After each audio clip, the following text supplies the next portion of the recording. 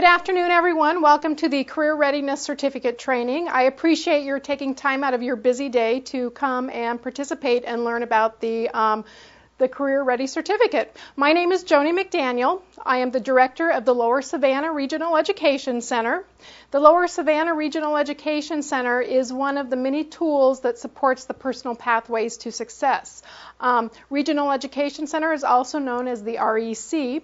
And what is it that I do as the director of the REC? I am basically the link between business and education to help all individuals realize their career dreams and to develop skills to reach those dreams. And basically it's so that employers like all of you have a workforce that is ready to go to work as soon as they hit the door and you hire them. That is the goal of the Regional Education Center, making that link so that we can prepare our individuals. Before we get started with the Career Ready Certificate, let's first go through the room and introduce ourselves to each other. There are many people here from different businesses and those types of things, so I want to make sure we have a general feel for who's in the room. So while you're introducing yourself, what company, what is your title, and then we'll just jot some ideas down as some of your number one frustrations that occur with new hires. So let's go ahead and do that real quick. Okay, so for our agenda this afternoon, and we're only going to be with each other for about 90 minutes, why give pre-hire assessments? Hopefully to address some of these frustrations that we talked about. What is Work Keys? How the Career Readiness Certificate will help you in your hiring process. And we want to make sure that you have the opportunity to take some sample work key assessments so you can experience what you're going to be asking job candidates to do. And then we'll wrap up with any questions and any concerns that you may have about the process. The reality. The average cost to replace an employee equals about 30% of their annual wage. And I'm sure none of this is news to any of you. You know it's very costly that when you hire someone and they leave quickly to replace them. And actually this cost is the same whether the employee has been there for 3 months or 30 years. It's still about 30% of their annual wage. Or $30,000 equals $9,000 to replace an employee. The higher the level the employee, the higher the level in the corporate structure, the more costly it's going to be to replace that employee. It can even go up as much as their annual salary or more than their annual salary to replace them. So we all know it's very important to our bottom line to hire the right people so they're going to stay and do a good job and everybody's going to be happy. Okay, branding is more than a name. You have the elements of branding. There are 5 elements in the branding process. First of all, you have brand names, and brand names are those things that can be spoken.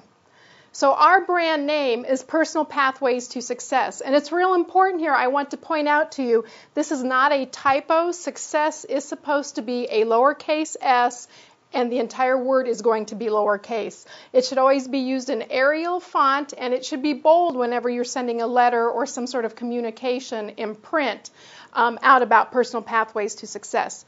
The next element in branding is brand symbols or logos. Those are the things that can be seen by our customer. So our logo we have incorporated the South Carolina state emblem into our logo, Personal Pathways to Success. Then you have your taglines. The taglines are going to be short and something that's easy for our customer to remember that connects with the brand name and with the logo. We're empowering all students to shape our future. So we have our brand name, Personal Pathways to Success, our logo, and then our tagline, empowering all students to shape our future. Another element would be a trade character. Maybe something like Tony the Tiger. We don't have trade characters connected with our brand name. And everything is based on the characteristics and values of our product. So if you think about the EEDA legislation, the Education and Economic Development Act of 2005, all of this talks about the characteristics and values of the legislation, Personal Pathways to Success.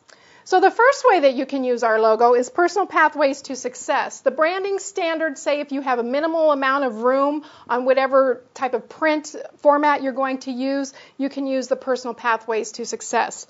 The preferred that we would like for you to use is the entire logo, the tagline, everything. So personal pathways to success, empowering all students to shape our future. Both of these are available to you. They're available on the scpathways.org website, and we will go to that website later on so you can see how to download it and how you can use both of these logos. What questions do you have? I just fed you a ton of information very quickly. What questions do you have? Great, no questions. So why don't you go ahead and take out your participant workbook and let's just get a feel for what some of these questions are going to be that we're asking our job candidates to take. In your booklet, I have provided for you 10 questions on applied math, 10 questions on reading for information, and 10 questions on locating information. And then at the back of that, farther back in your booklet, are the answers to those questions. So let's just take a minute and see how you feel and some comments that you may have after you complete those assessments. Great.